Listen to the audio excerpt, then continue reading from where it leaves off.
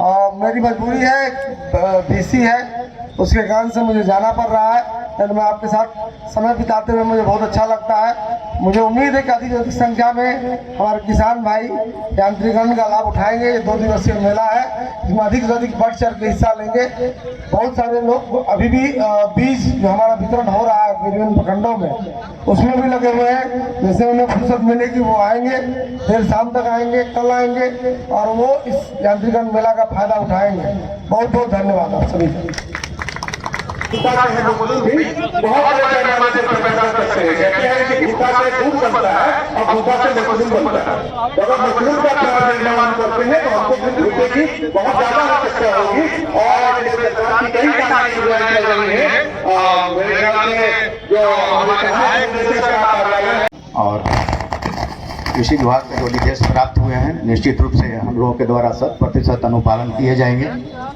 और कृषि विभाग की तरफ से, कृषि परिवार की तरफ से सर का आभार प्रकट करते हुए मैं अपने पूरे किसान भाइयों की तरफ से आपका धन्यवाद ज्ञापित करता हूं कि आप अपने मूल्यवान समय निकाल करके इस कार्यक्रम में भाग लिए। पुनः एक बार सभी का स्वागत करते हुए मैं सादर आमंत्रित करना चाहूँगा डॉक्टर प्रवीण कुमार द्विवेदी साहब को कि कृपया डेस्क पर आए और फसल अवशेष प्रबंधन जिसके बारे में पूर्व में आपको आमंत्रित किया गया था, लेकिन सैनिक जानकारी प्राप्त होते ही जैसा कि प्राप्त हुआ था कि डीएम साहब हमारे आने वाले हैं, तो कुछ देर के लिए कार्यक्रम जो तकनीकी जानकारी थी उसको रुकावट किया गया था। मैं पुनः आमंत्रित करता हूँ। धन्यवाद।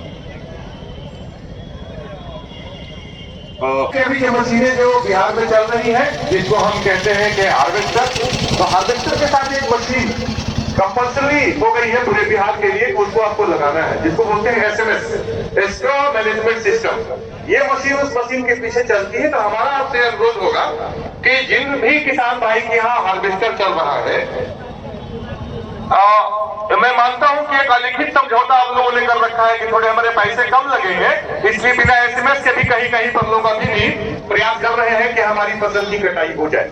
लेकिन थोड़े से पैसे आपके बच रहे हैं, पूरे खेत में आपके फिर जो है पुआल का अनुमान लग रहा है और ये कहीं ना कहीं दोनों के लिए नुकसानदेह। अगर आप पुआल जलाएंगे तो आपके ऊपर कई तरह की विधि सम्मत कार्रवाई हो सकती है और जो लोग बिना एसएमएस के हार्वेस्टर चलाएंगे उनके विरुद्ध भी कार्रवाई हो सकती है।